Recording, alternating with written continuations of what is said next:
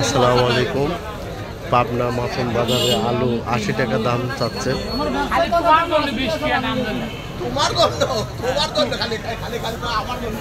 1 KG আলু 80 টাকা মাখন বাজারে যাচ্ছে। আমি বাজারে সবজির দাম দেখাই। এখানে লাউ আছে,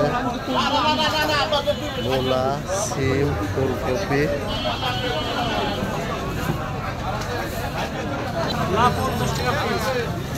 পঞ্চাশ টাকা একটা লাউ, 50 টাকা চাচ্ছে। আর ফুলকপি 60 টাকা কেজি। পাতাকপি 1 কেজি 60 টাকা। 1 কেজি পাতাকপি 60 টাকা হলে একটার দাম আসবে 100 টাকার উপরে। তাহলে এখন বাজারে আজকে এই অবস্থা। লাউ একটা 50 টাকা যাচ্ছে। বেগুন দেখি, বেগুন কত করে বড় ভাই? বেগুন 60 টাকা কেজি। শয়লা বেগুন আর কাঁচামরিচ কত?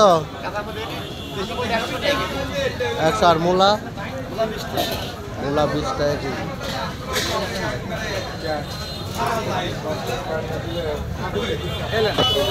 লেবু 50 টাকা কেজি। সিম কত করে যাচ্ছে?